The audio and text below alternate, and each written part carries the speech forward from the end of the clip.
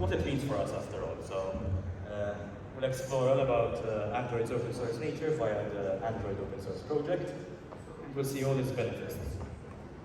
So first thing, we need to see how and why is Android open source. So we know that Google is in possession of the Android trademark and the Android source code. And when developing the source code, Google opted to involve the open source nature of it via the Android open source project. This means that all the platform, device, and kernel repositories needed for Google devices and Google source code to make Android are open to the public for no extra cost. So whenever this question is mentioned, why is Android open source? I like highlighting three main keywords: distribute, establish, and expand. So Google distributes these repositories to establish the Android ecosystem when synchronized together in an Android environment. Now these repositories work on one another in a dependent and efficient way, so that the environment can be compiled and obviously tested together. This nature helps expand the popularity of the operating system among many OEMs and device manufacturers, obviously to establish Android as their main platform. So let's open up. Over here, we may see an endless list of repositories over here. So this is the website Google uses to index all these repositories. And you might be asking, which should I use? So whenever we're developing in an AOSP environment, we need to consider not just one repository at a time, but all of them in an Android environment. So this means that once synchronized, you can then modify your select repository to make changes in the Android environment and eventually, once compiled, in the Android operating system. So that's what all these repositories do. Later on, with the combination of compilers and many other packages, such as GCC and Clang, these compilers can help compile the kernel and later on the firmware for a flashable zip file which can be sideloaded onto your device. So let's make sure that we're ready before we can get building, of course. So we need to follow the requirements. We need to make sure that we have the hardware requirements, enough space to synchronize all of this code. Software requirements such as the latest distribution of, for example, Ubuntu. Device binaries, which are usually supplied by the OEM for device tree, kernel, and vendor blobs. And finally, the build tool chains to ensure that our environment can later on be compiled. As mentioned before, the compilers can be GCC, Clang. Later on, you'll also need Bison. Packages such as repo and JIT will be used later on to synchronize and implement any new repositories. And that finally establishes a build environment. So let's speak manifests. This is initially where we start off with when we want to synchronize the Android source code. Of course, manifests can be used all around Android. You can see them in the framework repositories, device repositories, and many others, obviously even in app testing and development. But today we'll be looking at two repositories, manifests, which will help us initialize the Android source code. So the Android platform manifest is shipped with AOSP. It is a simple XML file which is used with the repo tool so that an index of repositories can be synced from a source and to the right destination. This obviously establishes the environment, and with it is bind a branch and a tag for which Android version you would like to develop or synchronize. It depends on many things, of course, the source, the branches, the tags, so in all, they are synchronized together. Now, local manifests are custom manifests which can be added on to the manifest.repo directory. And local manifests are made from the developer. So if, for example, I'm developing for a separate device, not a Google one, which is synchronized by default, I can add another XML file with a source, such as GitHub or GitLab, so that I can synchronize my own source code before I make changes to the environment. You can also remove some repositories, so you can save resources and of course, waste less time. So, downloading source code is as easy as literally 3 steps. As you can see, I'm making a directory here, no big deal. And with the repo tool, I am listing the manifest and the branch which I want to develop it, which is in this case Android 12.1, Android 12L on branch R7, which is the June security patch. Finally, once repo is synced, which could also be specified with how many resources via the -j flag, we can get building.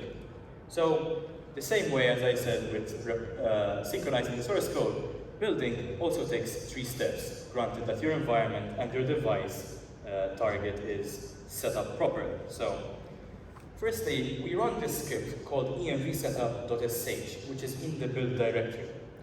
This script is super important when later on compiling the Android source code, as many commands and implementations are used for this, as we can see when specifying the target. The launch command is an upbring from the script, so that we can initialize any source code needed for a target at a specific build variant, which in this case is user debug. The build variant varies to what can be done. I mean, you can use it as user debug if you give enough privileges to the user to, for example, use ADB and extract any logs. You can specify user if it's a release build, so that not many developer tools are shipped with it. And ENG is for engineering builds. So during the boot process, if there's a service which is failing and you're in a boot loop, ENG is the way to go, because you can initially get the logcat from the beginning of the boot process. Lastly, we build the code via the M command on AOSP. This can later be modified to be used as make or branch, as known better. In this case, I'm specifying the target OTA package for a device firmware. This could be easily flashed on a device later on. So why develop with AOSP? AOSP comes directly from Google, and whenever a new Android branch or version releases, it will be available on day 1. This allows OEMs and many others to make use of this code and update it for their own ecosystem, with a head start, obviously. AOSP is also known to be very basic. I mean, when you go later on and build an Android version by yourself, you'll implement newer services and more apps. So AOSP is a good sandbox for system developers and device maintainers if you want to implement Android to it for the first time. So what benefits does AOSP bring out? AOSP, it's not mentioned too often, but it's the building block for many different versions of Android. So if I'm a company and I want to build my own version of Android, I start from AOSP. The reason being that Android is divided in 6 basic layers thanks to the Android open source project, and it helps keep it uniform throughout. So if there's an update or there's an issue which has been tackled later on, it can be updated in an easy manner across different platforms and devices. So that's a very crucial development which comes from AOSP. Another thing which is gone under the radar but has been known amongst many enthusiasts are custom ROMs. Custom ROMs are custom distributions of the Android operating system with their own purpose in mind. And this helps expand the Android operating system across many different users. So let's talk about these custom ROMs. You might have heard about them, you might have used them, or you might have not. So here we are. As mentioned before, they are custom distributions of the Android source code. So say I synchronize the AOSP source code, and I want to build my own custom ROM. I can start modifying framework packages, I can include new apps, I can also add newer compilers so they can work with different devices and kernels. So that's the beauty of custom ROMs. They are used for many different reasons. They have different aims and purposes in mind. So if that's a UX or UI implementation that they prefer to go with, and many users fancy, for example, they can do that. or else they can be stable and up to date with the latest version of Android, but with compatibility in mind. So that's meaning older devices are also supported, even from 2015, for example. And some others may even emulate an experience, such as Pixel Experience. Pixel Experience emulates the Google Pixel software. So if there's a newer version of the Pixel firmware, they try to emulate it for many devices. So how are they made? As mentioned before, they're modified builds, and the environment is different from the AOSP one. They're fundamentally compiled in a similar fashion, so whenever you're developing custom ROMs or even building custom ROMs as a maintainer, they will be similar to how we compile AOSP since they're built on top of them. They also depend on the components from AOSP. So say there's an unmodified version of a frameworks package which is updated frequently from AOSP. Instead of synchronizing it, updating it later, you can just get it directly from the AOSP source code. So that is very handy. You might be asking, okay, we know how they're built, how they're made, and what they're used for. How can I install it myself as an enthusiast? It varies across OEMs, and sometimes OEMs even prohibit or just don't promote this kind of behavior on a device, since many warranties could be voided by doing this. However, the process of unlocking a bootloader has become fairly simple nowadays, since there has been more time developing across these custom ROMs. And later, these zip files, which can be sideloaded onto a device, are flashed through a custom recovery. It's worth noting that each device has its particular version of a custom ROM, so the worries of, oh, my device could be incompatible or there's going to be bugs can be narrowed, because the maintainer has all the specifications and technical aspects of the device in mind. And finally, to ask, are they actually safe to use? Well, it depends. I mean, the custom ROM is made, after all, with a team in mind. So this coordination of a team is quite important to make a stable experience. Here are some custom ROMs which I like mentioning over here. Lineage OS is by far probably the most popular custom ROM distribution. It is known for having many components of the Android operating system from AOSP up to date, and it doesn't have too much bloatware or extra apps which many wouldn't use. It also has a lot of handy features such as Trust, which is used for security, and some customization options which you could tinker with. Lineage OS also has a very strict and uniform rule set, so that means that whenever a change is made, it is reviewed by many developers to be stable as possible, and OTA updates are very known, so that you can get updates even on a nightly basis, which is very good. Paranoid Android is based on the Cola Aurora source code, which is compatible across specific devices. Paranoid Android also has a different UX in mind, so if that's something you're looking after, check if it's for your device, and go ahead and give it a flash. And finally, Pixel Experience is one I personally worked on as an official maintainer. It emulates the Google Pixel Experience. So personally, I've developed the Google Pixel Experience for the Pixel 1, which has now run out of support on Android 10, and I've been able to bring up Android 11. And I've done this because it's super seamless for users who just are willing to keep using their devices for a longer time. So, as mentioned before, custom ROMs require quite a hefty team. These are made up of AOSP engineers and device engineers, or maintainers. AOSP engineers are probably the biggest roles in this position over here, because they keep the base code of Android in the Android environment up to date. They ensure that anything new which is implemented, such as a feature or such as a security patch being merged on a monthly basis, they ensure that it's been able to compile across all devices with a compatibility range that doesn't decrease. For example, say there's a framework issue that has been now tackled, they can merge that pretty easily. If there's a new Pixel feature drop, for example. It can also be ported for Pixel experience. So it goes hand in hand. Platforms like Jared, which are used on a frequent basis for bigger custom ROMs, can be used for additional review and comments to be further emphasized on different situations. On the other hand, device engineers have a lower but more specific and important role. They make sure that the device source code is up to date, and when a newer version of a custom ROM comes out, they ensure that the device source works with it on the latest device fingerprint and security patch in mind. So if there's a bug also which has been seen and logs have been taken, they can take the context for the logs which they have, and they can see how they can tackle it.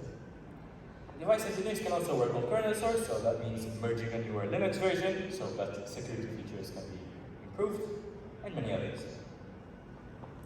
So, a future with custom ROMs.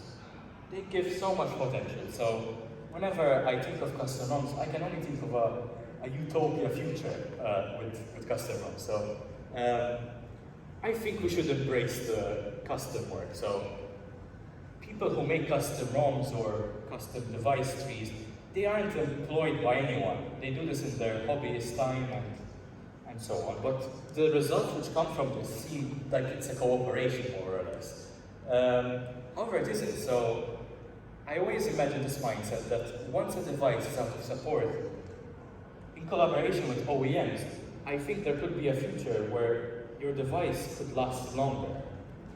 And this could be very beneficial to the environment, obviously, since now people can see themselves using their phone for 2 years, but not really anymore because they're out of support. So, yeah, if the slightest of foundation has been given to custom ROM makers by OEMs, I could see this custom ROM business going even further and being more stable across many users. And obviously, since you're modifying your device's firmware, it's kind of tough to promote these to newcomers or newbies, you know? They don't really want to unlock their device source code because they feel like it's something scary or something beyond what they can do. Second question being, oh, I'm a developer. What if my device, even like on a hardware basis, can't support the newer versions of Android? Firstly, nobody obliges you to go on the newer version of Android. You can support the same version with the newer security patches merged or bug fixes also being merged. However, you can always identify the problem and improvise. Throughout my Android custom ROM development story, I can come across this issue many times because I've had a device which had a smaller system image, which can't fit the custom ROM on, and many other issues. I could say to that, for example, on the Pixel 2, with the partition issue, repartition is something very handy. And how did I come across this? The community. Since this is open source nature we're talking about here, anyone can distribute their code to everybody. And people facing the same issue with a different device could also improvise and implement this different and fixing change or whatever in a very easy manner by giving, obviously, enough authorship and contribution to the original commenter. So that's all I have to give to you. So if you have any questions, kindly feel free to go up to the microphones. There are several sources over here. You can see what I have on my GitHub and on my Twitter. And I also have a site that I update monthly with the newer custom ROM developments I come about, and it's super cool if you want to get interested in it.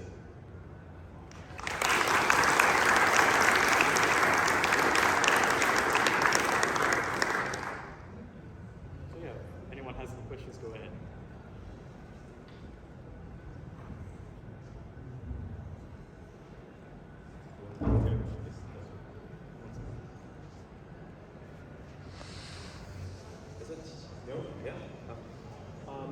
There's like just one question. Like you mentioned how you like compile the AOSP and like that part I get, but usually it's like how do you actually manage to, because I guess that the OEMs, they are not going to provide you an easy way to actually like install your custom ROM into their like hardware, right? It's like how do you actually like go through that like barrier and manage to install like pixel experiences like say Motorola phone or a Samsung phone or whatever you want? It's like very good question. So whenever this topic is mentioned, because obviously when you consider custom ROMs right now, OEMs, they kind of want to upgrade your device. So very valid question that there's concern about this.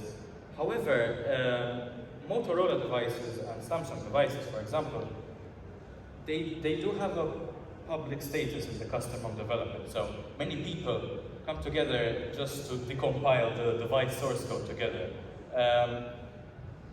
It has to be very professional. I mean, sometimes, like Google and OnePlus, they promote unlocking your bootloader, so those OEMs approach it differently. In fact, Google even distributes their device source code made for AOSP, so you can compile it and go. But yes, sometimes you need to improvise in these situations and sort of get in touch with higher level developers if you don't have a source code for your device. But otherwise, I think most OEMs, including Motorola and Samsung, distribute a very basic version of their device which you can work off of. But in other cases, for example, vendor blobs, which are binary files made for your device specifically, they can be extracted directly from your stock firmware if you need them. So just connect your device to USB, and you can run a script which handles all of this. So yes, there's been newer developments coming about, especially with more restriction to device. Any others who feel like they need to ask a question?